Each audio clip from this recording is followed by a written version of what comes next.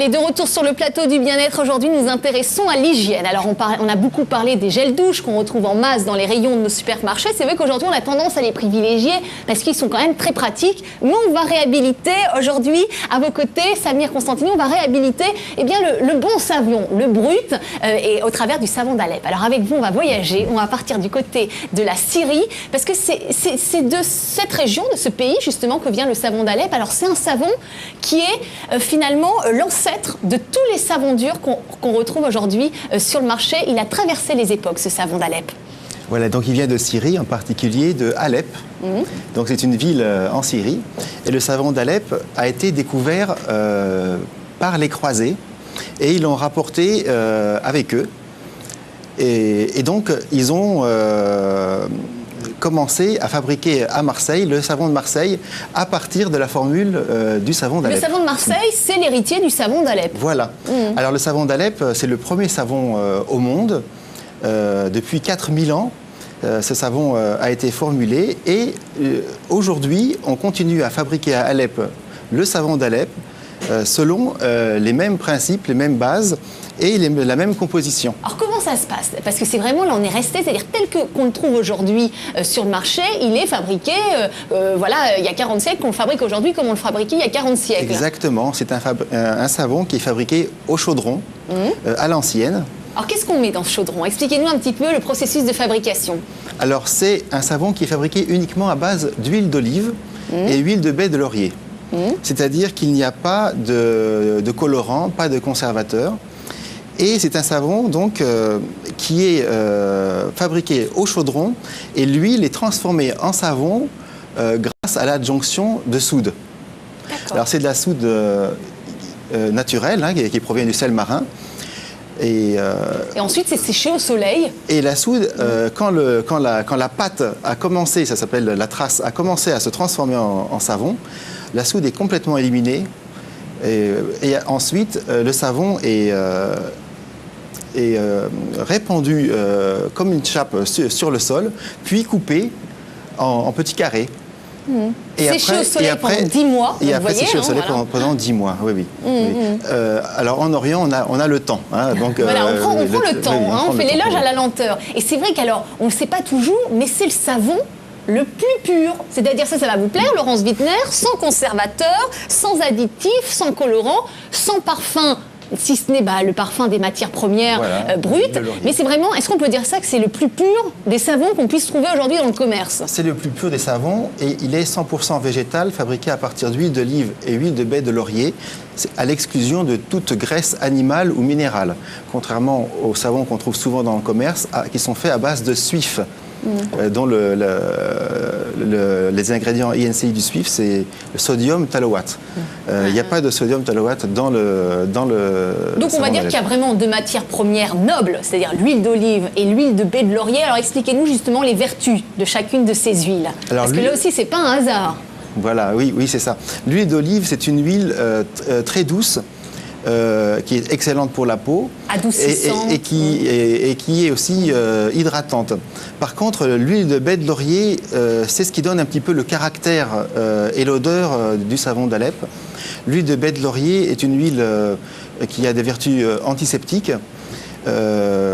C'est une huile aussi qui est un petit peu astringente.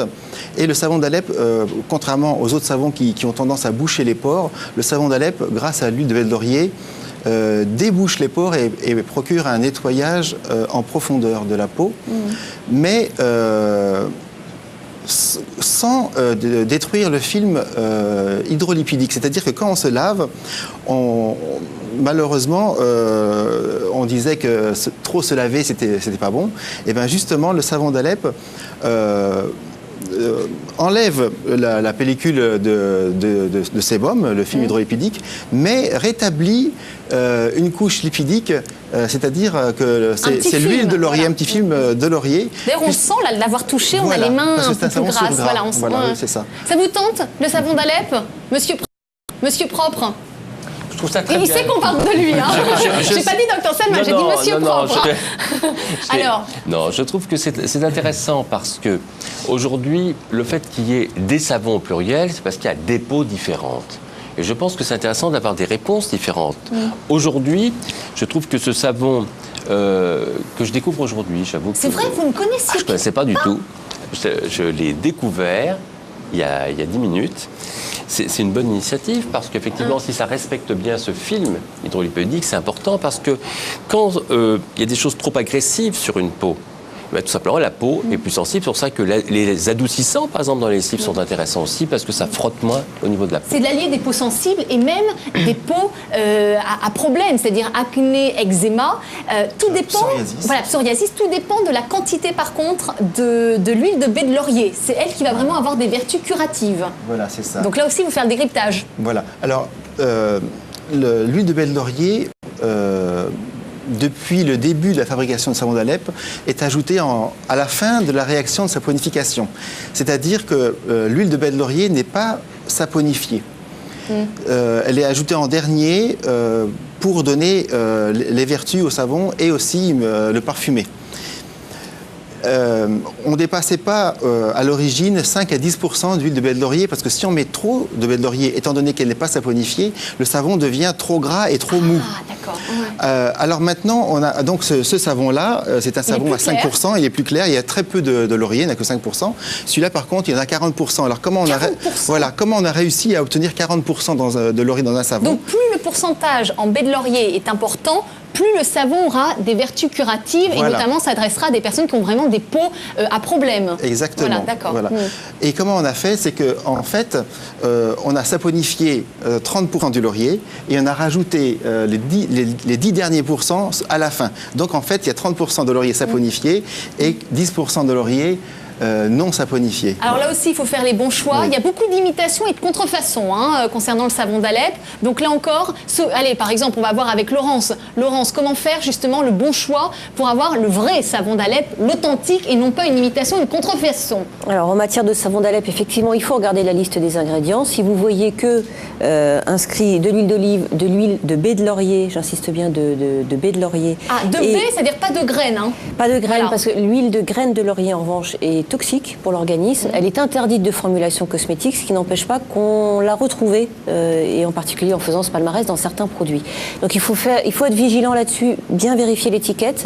Il y a 3 ingrédients, donc il y a, comme disait monsieur, il y a la soude, l'huile d'olive, l'huile de baie de laurier. Quand ces 3 ingrédients sont là et qu'il n'y en a pas d'autres, a priori, c'est déjà un bon savon d'Alep. Et puis après, on vérifie effectivement le pourcentage d'huile de On n'a pas baie de besoin laurier. de trop de composants pour qu'un produit soit efficace. Il suffit de bonnes matières premières et le tour est joué finalement. Donc là, mais c'est vrai que le savon, on a du mal dans la douche, ça glisse, c'est pas évident. Alors celui-là, il flotte, c'est pratique dans le bain. Vous voyez, je savais pas. Et il flotte celui-ci. Oui, il est tellement sec Oui, qu'en il flotte fait, naturellement. parce qu'il a séché pendant 10 mois. Alors donc, c'est bon aussi, par exemple, pour les personnes qui ont des pellicules, parce qu'on en parle pour le lavage du corps, mais ça peut être pour les pellicules, ça peut être aussi en masque pour les femmes. Il y a plein. Allez à la découverte de ces produits authentiques et naturels. Merci infiniment. Alors on va s'intéresser. On sait